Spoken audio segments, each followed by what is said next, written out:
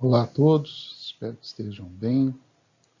Estou aqui com alegria mais uma vez. Há algum tempo já não partilhava nada com vocês aí via lições da nossa escola bíblica.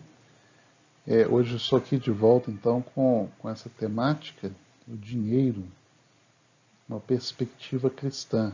Eu apanhei um pouco com esse título, falei, caramba, gente, se colocar uma perspectiva bíblica, a gente vê tanta coisa aí que as pessoas fazem a partir de interpretações possíveis da Bíblia, que muitas vezes entendemos estão em desacordo, né, com o sentido mais profundo da palavra.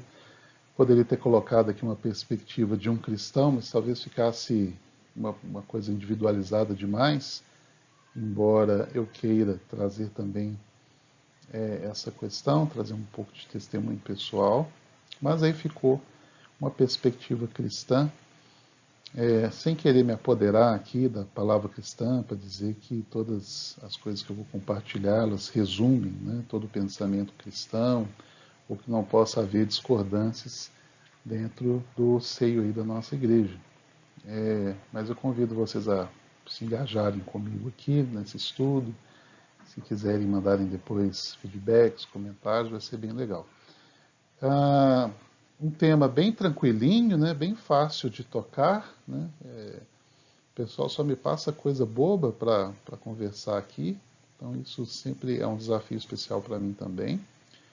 E estamos dividindo aqui em 3 partes, vou falar um pouquinho da estrutura da discussão, mas para aqueles que quiserem, já aproveitando o trocadilho aí da temática, discutir, ver o tema, fazer seu estudo à prestação, também vai ter essa oportunidade, ok? Então, vamos lá, vem comigo, bastante coisa aí para a gente ver junto. De cara eu já começo o estudo pedindo desconto, tá? Por quê? Não tem como abranger tudo, a Bíblia é riquíssima em insights, em questões que podem ser abordadas, né, em relação aí à temática dos recursos em geral que a gente utiliza, mas também tocando aí os recursos financeiros mais diretamente. Não é um tema fácil, um tema que há divergências entre posições cristãs que a gente considera válidas. Então, eu queria que você tivesse aí de coração bem aberto, tá? E não hesite aí em fazer suas anotações, acompanhar comigo, que nós vamos conversar junto aqui.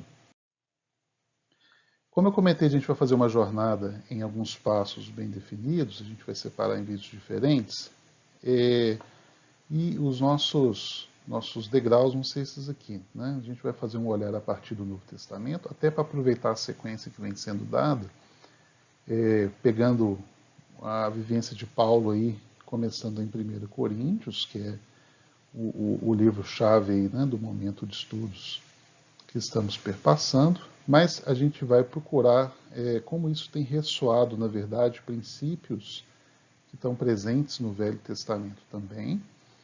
E depois a gente levanta aí alguns exemplos de conflitos contemporâneos, de testemunho pessoal também. Eu acho que é necessário para poder abordar adequadamente esse tema.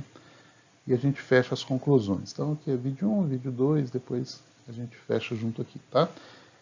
É legal dizer também que eu considero esse estudo aqui em particular um pouco diferente do jeito que eu normalmente preparo estudos.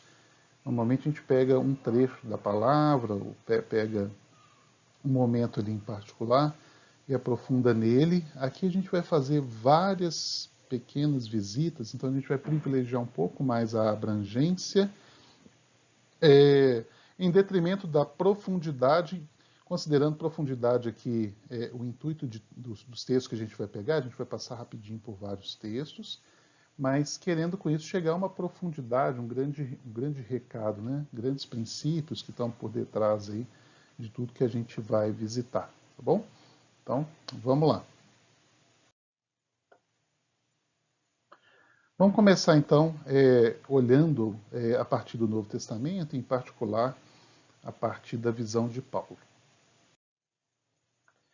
O primeiro ponto que eu queria pegar aqui, galera, o que está. Vou voltar alguns capítulos aí ali no estudo de Coríntios, né? A turma já está um pouquinho mais para frente aqui, Mas começando a pegar aqui em Coríntios, no capítulo 9, Paulo ele está falando de um assunto em particular que envolve o recurso financeiro, mais especificamente do direito que o apóstolo tem, dele como apóstolo principalmente, de receber o seu sustento da igreja.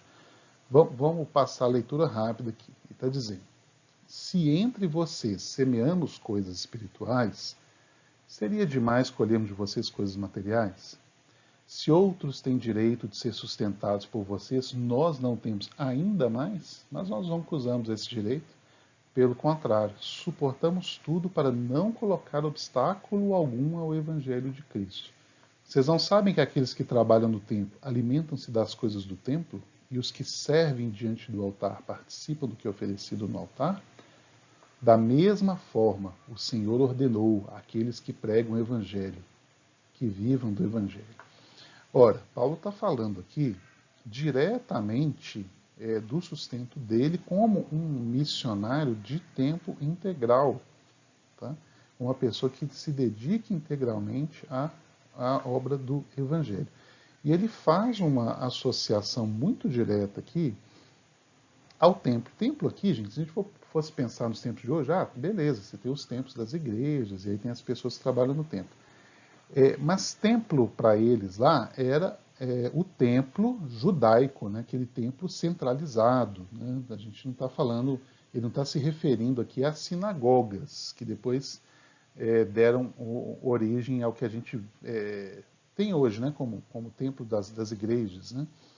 Então, ele está fazendo referência ao templo judaico, tá? Aquele templo centralizado, aos quais as pessoas, inclusive, peregrinavam para fazer as suas ofertas.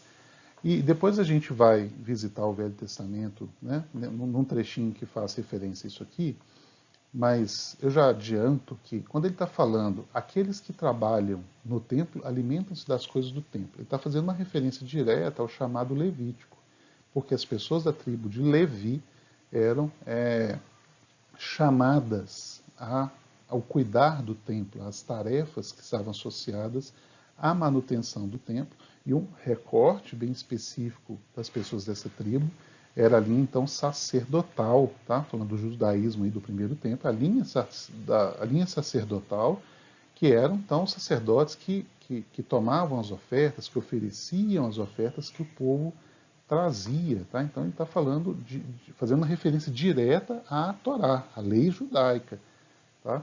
E ela indica, inclusive, que os levitas tampouco têm herança, né? Eles tampouco tinham herança na terra prometida. Por quê?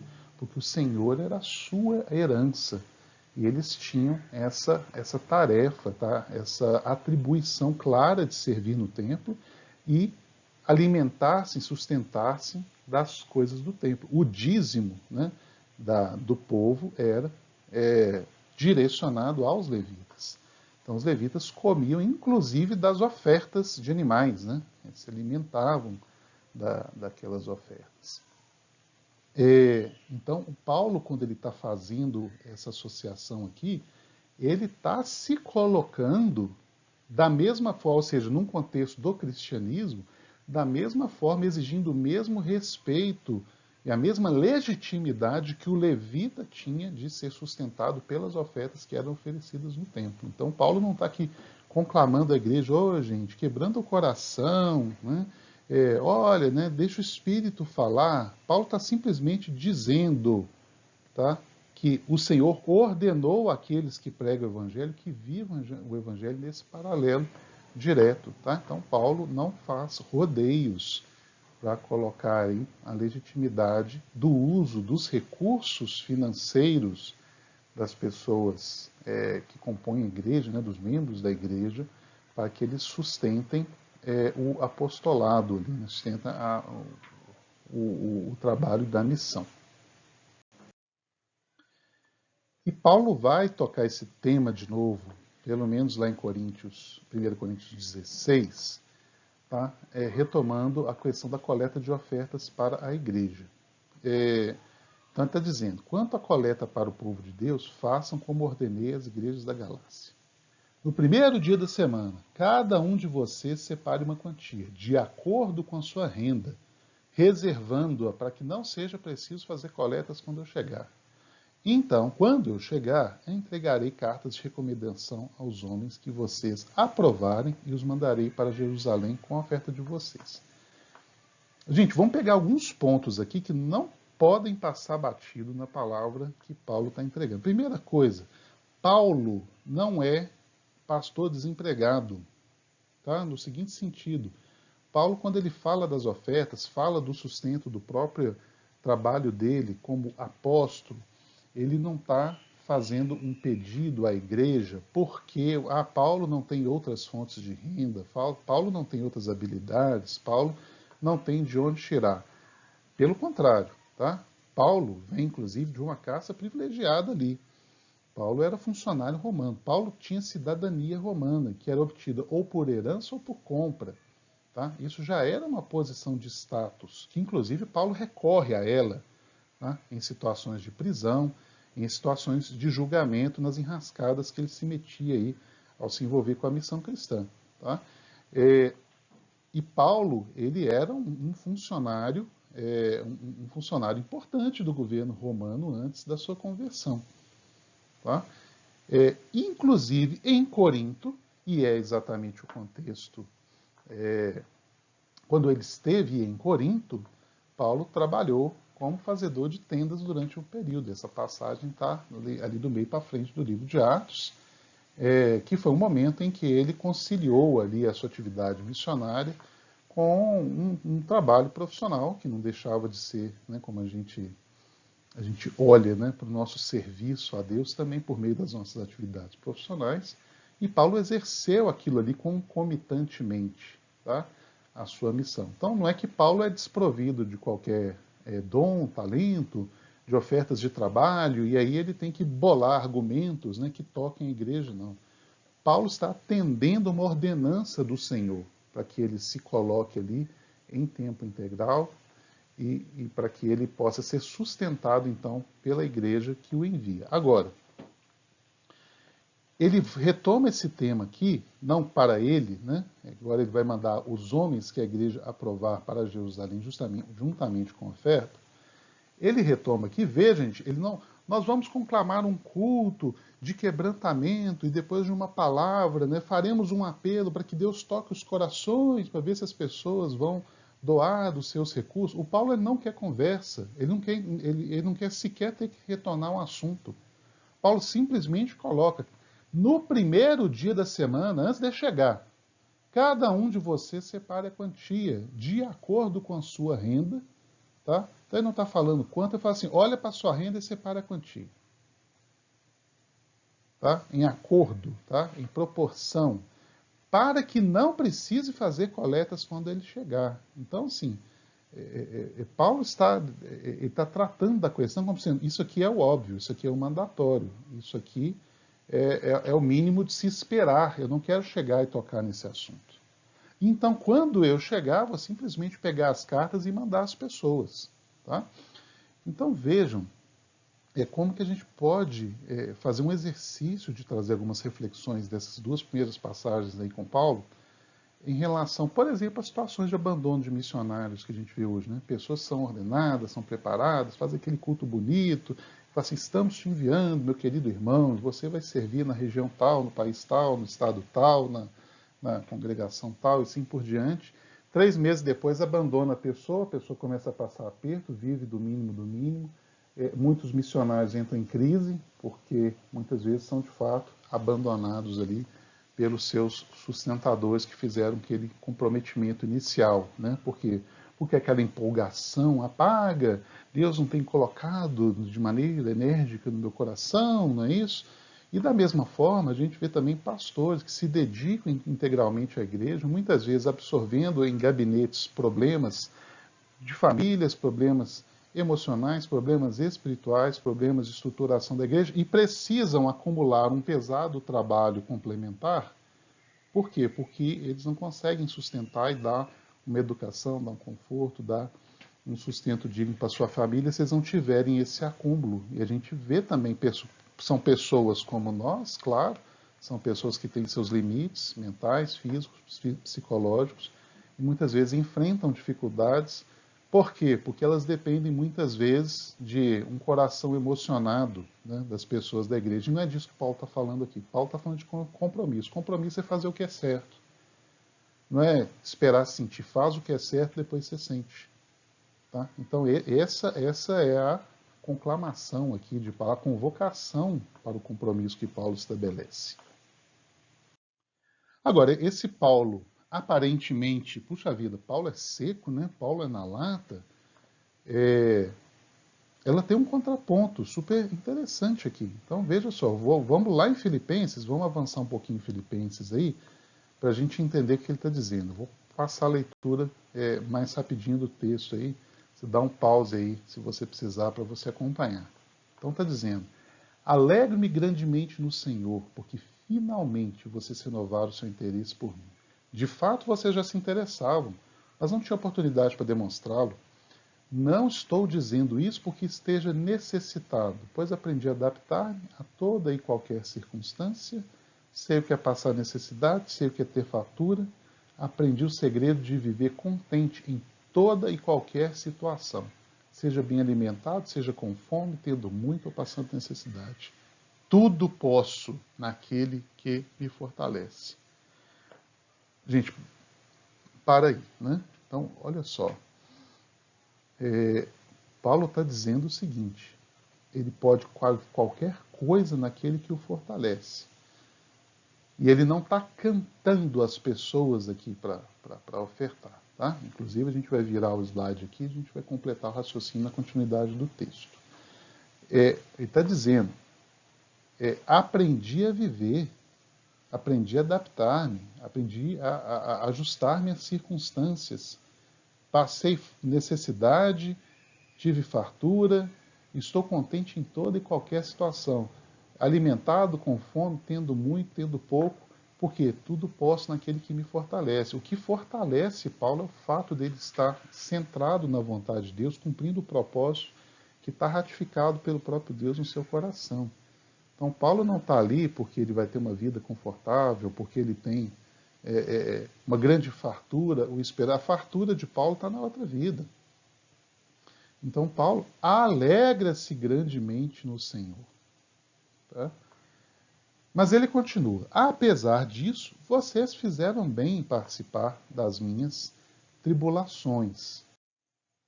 Como vocês sabem, Filipenses, nos seus primeiros dias do Evangelho, quando parti da Macedônia, nenhuma igreja partilhou comigo no que se refere a dar e receber, exceto vocês. Estando eu em Tessalônica, vocês me mandaram ajuda não apenas uma vez, mas duas, quando tive necessidade. Não que eu esteja procurando ofertas, mas o que pode ser creditado na conta de vocês. E aí vem, para quem está desconfiado de Paulo aí, né? Recebi tudo, e o que tenho é mais do que suficiente. Estou amplamente suprido, agora que recebi de Epafrodito os donativos que vocês enviaram. Eles são uma oferta de aroma suave, um sacrifício agradável a Deus. O meu Deus suprirá todas as necessidades de vocês, de acordo com as suas gloriosas riquezas em Cristo Jesus. Gente, essa palavra, assim, ela é doce, né? Veja como Paulo agora é doce. Paulo está assim, olha quantas palavras ele gastou para falar do compromisso daqueles que deveriam sustentar a obra e direcionar-se a cumprir, né, os compromissos com suas ofertas. Agora, olha quantas palavras ele gasta para manifestar a sua gratidão e o pedido de uma bênção, né, de Deus, para que se possa acreditar na conta da igreja dos filipenses. Tá? E ele ratifica: não manda mais nada não, estou satisfeito. Eu estou escrevendo para dizer que vocês investiram bem. Tá? Vocês fizeram bem em me acolher, fizeram bem em me sustentar, não uma, mas duas vezes. E aí é um tapa de luvas, né? Quando a gente também olha para o outro extremo e vê talvez aqueles que vivem com um padrão de vida tão mais alto do que, não só falando aí de ofertas, mas em atividades que giram em torno aí da vida eclesiástica, da vida cristã, pessoas que vivem em padrões de vida tão mais altos do que a média daqueles que estão sustentando por meio de suas contribuições, suas ofertas, da aquisição de produtos. E é claro que isso é um testemunho estranho, né? Um testemunho estranho. A gente é tão confrontado com isso como cristãos nos dias de hoje. E olha que recado, né? Paulo coloca aqui. Ele não está procurando oferta nenhuma. E ele está dizendo, estou suprido e recebi tudo que vocês enviaram. E mais, Paulo revisita novamente aqui a questão da oferta judaica, da oferta do templo. Por quê? Ele usa termos muito específicos aqui. Eles são uma oferta de aroma suave, um sacrifício aceitável e agradável a Deus. Oferta de aroma suave, gente, não é porque está ganhando perfume, não. Tá? Oferta de aroma suave, porque no contexto do judaísmo, ali no templo, as pessoas levam, então, né, por exemplo, a remissão de seus pecados, aí o cara leva o seu novilho, né, sem mácula, sem defeito, e esse novilho é sacrificado. Sacrificado ele é morto, né, o seu sangue é derramado, e ele é queimado no altar. Ou seja, aquele é o ritual associado ao sacrifício do animal. Né? Então, aqui o sacrifício não é sacrifício de um grande esforço. Eu sei que vocês ralaram muito e Deus gostou de ver a ralação de vocês. Não, ele está fazendo uma analogia com o sacrifício da oferta judaica, da oferta animal, ou seja, o animal é sacrificado. E ao ser queimado, o aroma é suave, não é porque Deus gosta de cheiro de bicho queimado, não. O aroma é suave, por quê? Porque Deus está olhando o coração do ofertante. A oferta de aroma suave é aquela oferta que é aceitada, ela é agradável a Deus. Por quê? Porque Deus olha para o ofertante. Tá? Então Deus sempre olha o ofertante, não necessariamente a oferta. Isso é realidade, inclusive, lá nos primeiros capítulos do Gênesis, lá atrás, na situação de Caim e Abel. Tenho certeza que alguns de vocês já pensaram assim, caramba, mas Deus rejeitou a oferta de Caim, né, que era agricultor, e aceitou a oferta de Abel, né, que criava animais. Por quê? Né? Não é porque Deus era carnívoro. Deus rejeitou Caim. Deus rejeitou o ofertante. E quando Paulo diz que aquilo que os filipenses enviaram são oferta de aroma suave, sacrifício aceitável e agradável a Deus, ele está dizendo aquilo que vocês enviaram, né, é algo tão digno, tão aceitável, é algo tão legítimo quanto as ofertas que eram entregues, que são, né, ele ainda está no contexto, nesse contexto do templo judaico, né, que são entregues aos sacerdotes para serem oferecidas no altar. Então, Paulo ele coloca aquelas ofertas num patamar de consideração, de importância, por que não, de santidade, né? Que é algo preciosíssimo, preciosíssimo aos olhos de Deus para expansão, para investimento no reino. Mas e aí? E Jesus, né? Então, ou seja, se Paulo agiu dessa maneira, e Paulo foi um cara que teve contato direto com o homem aqui, como o próprio Jesus lidou e respondeu questões sobre dinheiro. Vamos lá, vamos entender alguns textos. Eu selecionei trechos aqui sempre à luz da versão de Mateus, para facilitar quem eventualmente estiver virando as páginas, acompanhando, fazendo alguma anotação. Algumas dessas passagens têm versões em outros relatos do Evangelho, tá? Então eu estou trazendo os relatos de Mateus aqui para essa conveniência. Então a primeira grande chamada aqui, a gente está aqui ainda, a poeira nem baixou aqui do Sermão do Monte, né? Vejam só, Jesus coloca aqui os dois senhores da ansiedade da vida. Ninguém pode servir a dois senhores, pois odiará um e amará o outro, ou se dedicará a um e desprezará o outro. Vocês não podem servir a Deus e ao dinheiro. Percebam, gente, que o que está se colocando aqui é colocar-nos como escravos do dinheiro. Tá? Eu acho, inclusive um filósofo que me fugiu o nome aqui, que ele dizia algo mais ou menos nessa linha. Qualquer coisa que você passar a buscar incessantemente na sua vida, que não seja Deus, algum tipo de manifestação religiosa, provavelmente é algo que vai te escravizar. E eu estou colocando com as palavras de um filósofo não cristão, tá? que colocou dessa maneira. Por quê? Olha que coisa interessante. Tudo aquilo que se coloca à frente do nosso relacionamento com Deus, certamente é algo que vai nos escravidar. As pessoas, pô, mas espera aí, como assim me escravizar? Eu quero o dinheiro, quero, sei lá, outras coisas, né? Fama, status, sucesso, o trabalho, sei lá das quantas, para ele me servir, para ele me levar à frente, para ele me ajudar a alcançar outros sonhos. Como assim?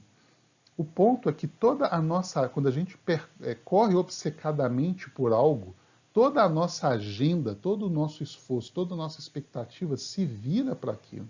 Nós vamos nos tornando escravos das coisas. Quando Deus condena lá no início dos mandamentos, não tereis outros deuses além de mim, e aí está o grande princípio aí da idolatria. A idolatria é exatamente isso.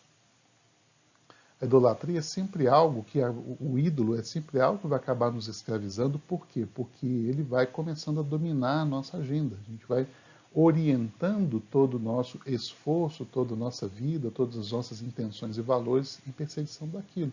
E é nessa forma que Jesus coloca a questão do dinheiro aqui nessa passagem.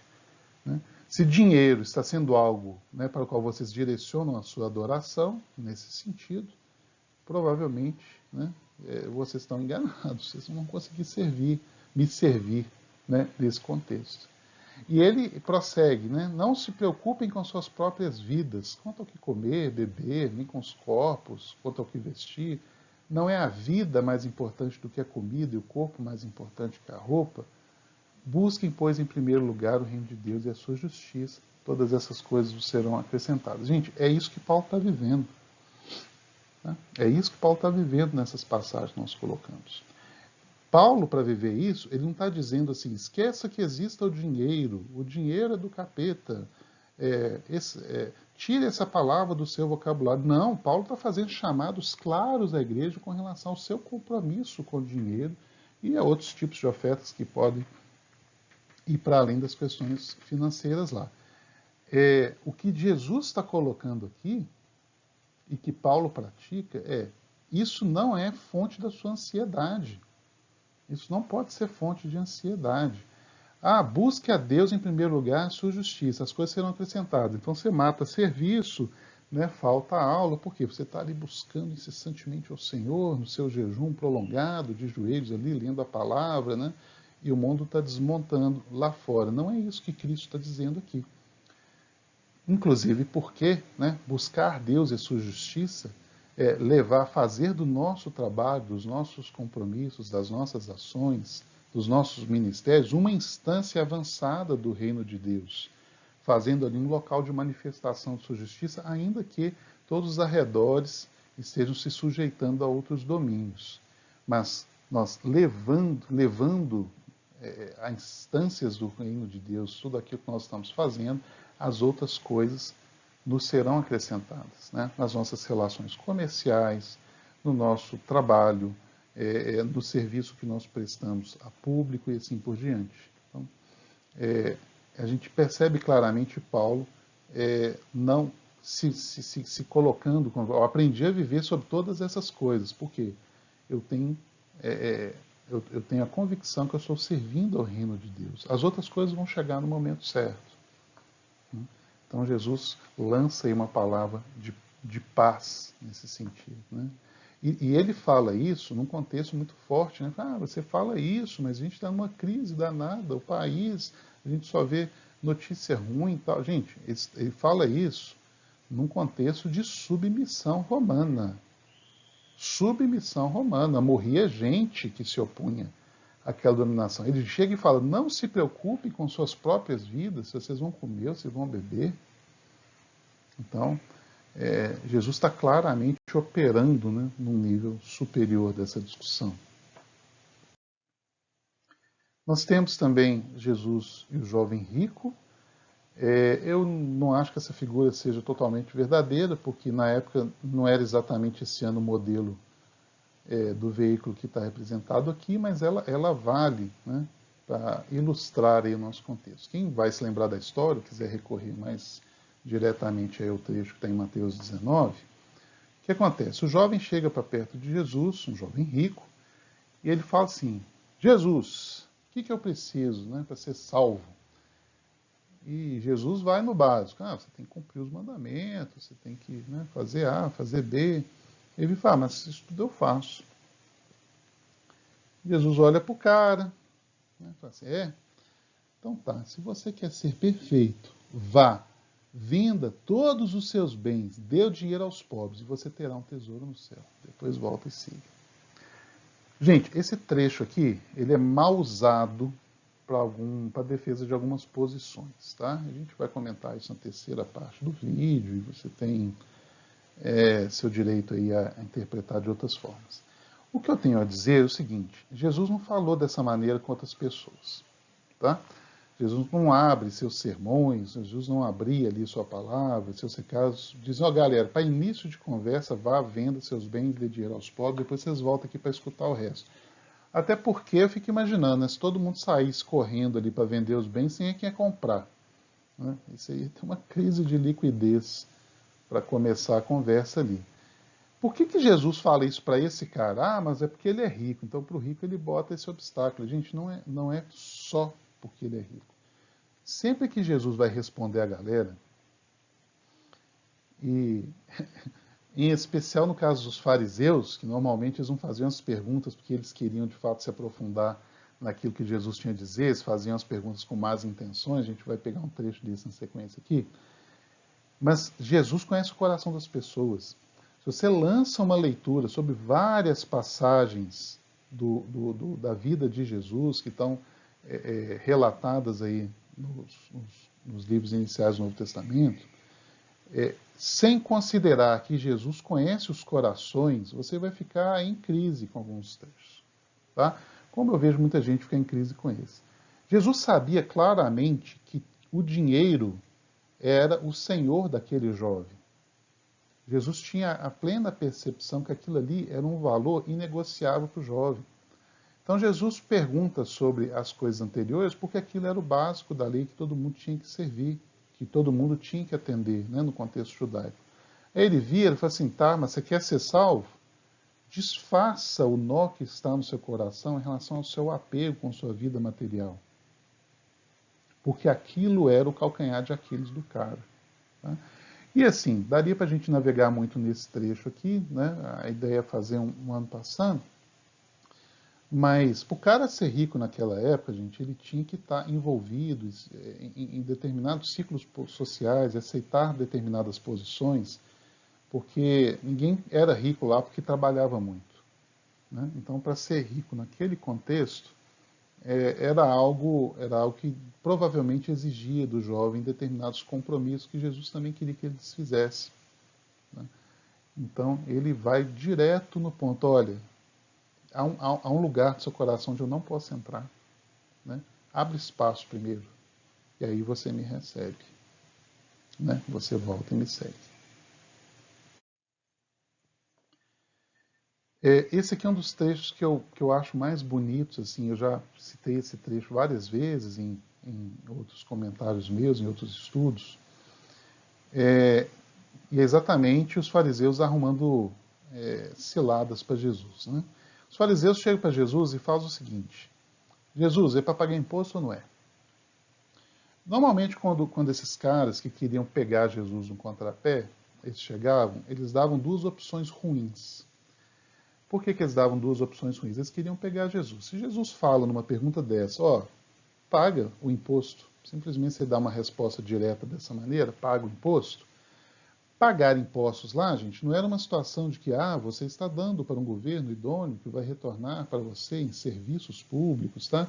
Pagar imposto era uma penitência daqueles que foram conquistados, tá?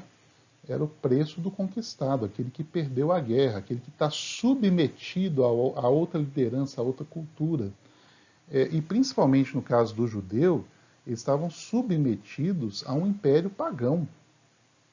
Tá? Um império que desprezava aquilo que era a religião, a cultura, o Deus deles. Então, dar dinheiro, inclusive quem era cobrador de impostos lá era odiado pelo povo, porque o cara não só cobrava o imposto, mas ele era uma instância de representação daquela opressão que existia ali. Se Jesus simplesmente vir e falar, ó, não paga imposto, aquilo ali era uma mensagem de apoio principalmente ao conjunto de revoltas armadas que existiam contra aquele império. Então, falar não pagar o imposto nessa hora, era fácil deles denunciarem Jesus por estar ali subvertendo o povo, né, contra a dominação romana. Obviamente, Jesus não queria levar o papo para essa linha. Mas Jesus olha para o cara, né, faz assim com a boquinha, mostra a moeda que é usada para pagar o imposto. Eles mostram o denário. Aí eu botei umas moedinhas aí para vocês verem mais ou menos como é que é a moeda, moedas típicas aí do Império Romano. De quem essa imagem, essa inscrição? De César. Aí Jesus fala, então dê a César o que é de César e a Deus o que é de Deus. E aí eu extrapolo, né? Olha para o teu coração. Qual que é a imagem e a inscrição que está nele? Olha para o teu rosto. A imagem de quem está inscrita nele. Qual o formato que está faltando no seu coração? O formato de quem? Dê a Deus o que é de Deus. Obviamente o pessoal coloca o rabo entre as pernas e sai dali porque Jesus não respondia perguntas erradas. Jesus substituía a pergunta errada pela pergunta certa. Então, ele não era o gênio da lâmpada, né? Jesus era Jesus. Então ele substituía perguntas ruins por perguntas boas, por perguntas pertinentes. E aqui não foi diferente. Chegamos aqui tão famosa parábola dos talentos, né, poucas páginas à frente, no capítulo 25 de Mateus, e a parábola, para refrescar a memória, aí é basicamente o seguinte, um senhor severo, né, rico, ele viaja, fica um tempo fora e confia aos seus 3 servos alguns talentos. Ele deixa 5 com um, 2 com outro, 1 com outro. E aí, acelerando a coisa aqui, o cara que tem 5 investe o negócio e tal, né, usa os talentos e gera mais 5. O que tinha mais 2 gera mais 2. O que tinha 1 fica com medo da severidade do cara, enterra o talento e espera o Senhor voltar. Então, para aqueles que investiram e renderam ali os seus talentos, renderam outros frutos, né, e devolvem ao Senhor depois com juros aquilo que lhes foi confiado, a resposta é servo bom e fiel. Você foi fiel no pouco, eu porei sobre o muito. Gente, se fosse 5.000 talentos para um, 2.000 talentos para outro, é fiel no pouco do mesmo jeito. Deus é dono de todas as coisas. Tá? Tudo aquilo que Ele nos confia, né, em termos dos nossos recursos financeiros, mas também dos nossos dons, das nossas capacidades, das nossas habilidades, é pouco frente ao que Ele tem para nos colocar. Tá? O que Ele observa é a nossa fidelidade. Mas ele vira para o cara que tinha sentado, escondido em cima do talento e não rendeu nada, e vira e fala, tire o talento dele, entregue-no ao que tem 10. A quem tem, mais será dado. E terá em grande quantidade. A quem não tem, até o que tem será tirado. Muita gente usa esse trecho para falar, está vendo, esse negócio embasa aí o mercado de investimentos. Tá? Eu não acho que a parábola assim, tenha sido desenhada para falar diretamente sobre isso, mas é claro que aquilo que nos é confiado em sentido amplo, inclusive os recursos financeiros, é esperado que rendam frutos. E aqui eu queria jogar um princípio, gente, que é extremamente importante. Eu admiro muito o jeitão do C.S. Lewis, né? Se você não conhece muitas coisas, C.S. Lewis, recomendo ler, uma figura fantástica, uma das maiores vozes cristãs aí do século passado. Ele vai dizer o seguinte, ó, cada um é responsável por pilotar o carro que lhe é entregue. E o que ele quer dizer com isso? A gente tem as nossas características, nossa herança cultural, nossas capacidades físicas, muitas coisas inatas.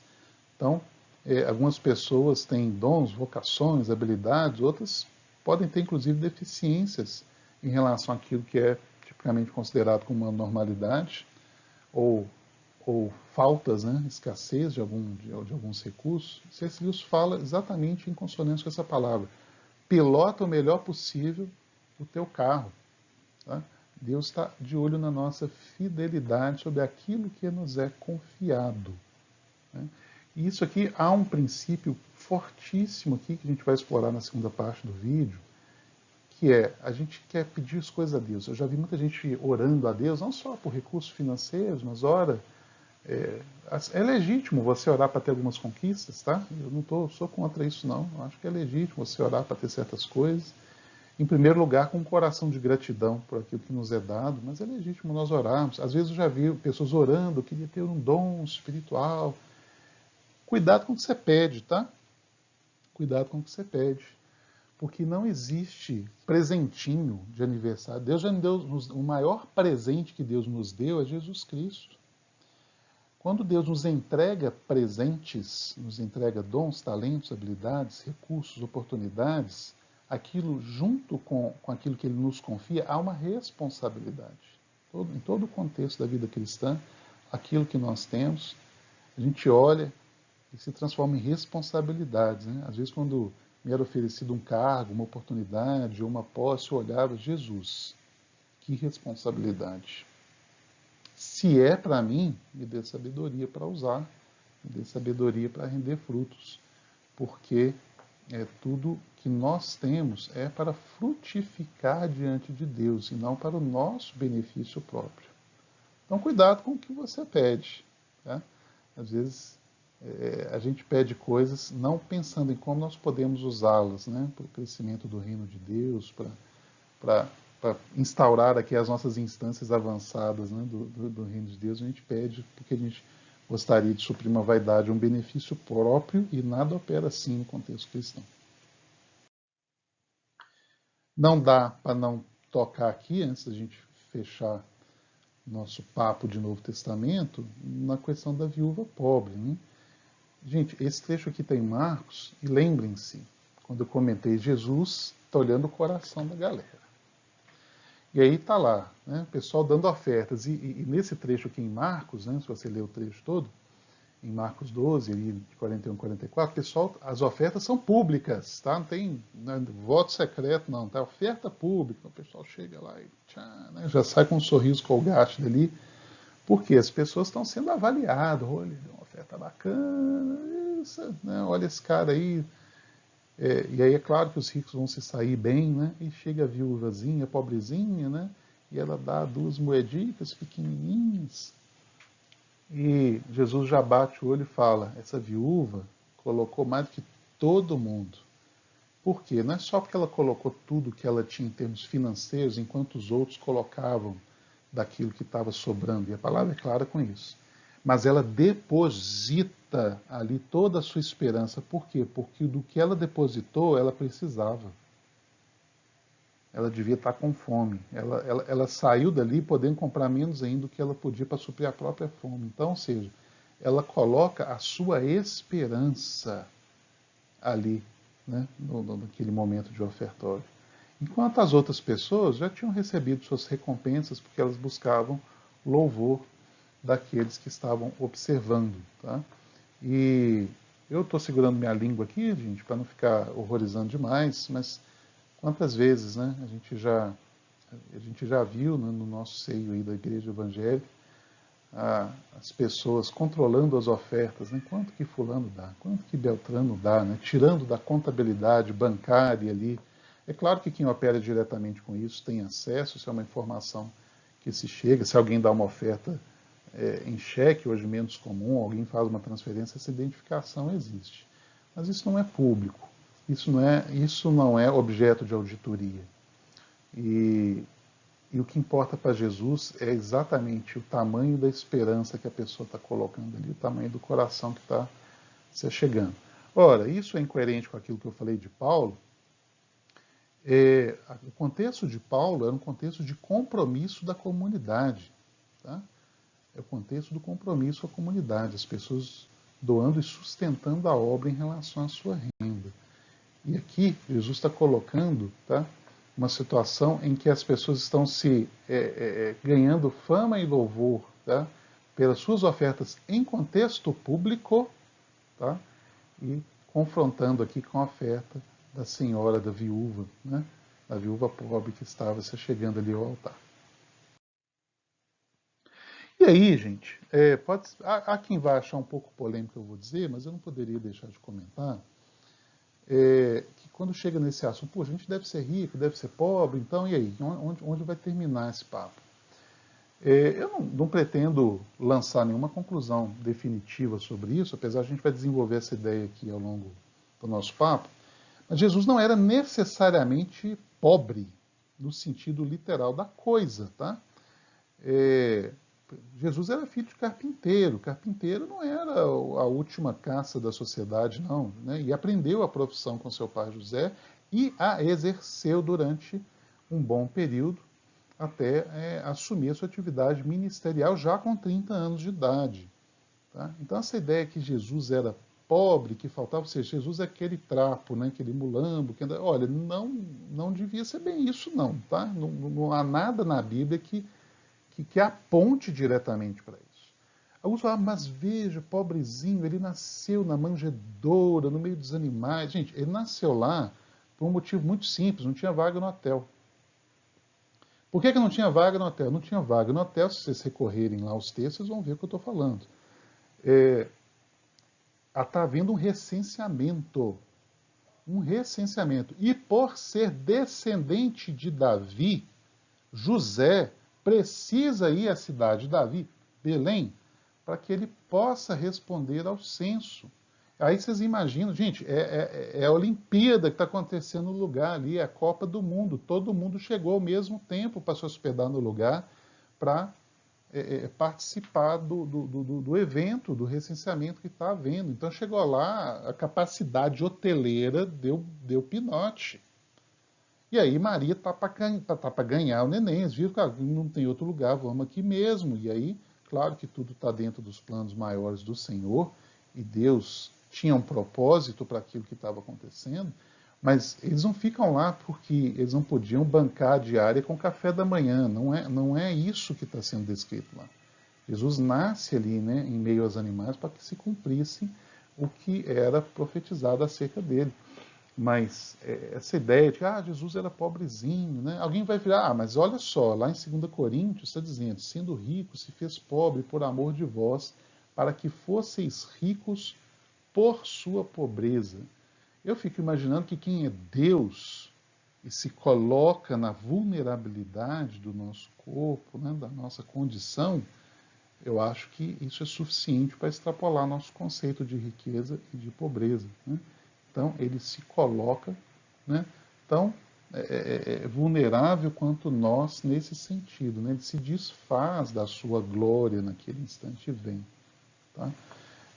Então, ele é rico e se faz pobre e vem por amor de nós para que fôssemos ricos. Né? Então, é claro, então, se eu estou usando o contexto de rico e pobre na frase de cima, eu vou ter que usar o mesmo contexto aqui embaixo. Tá?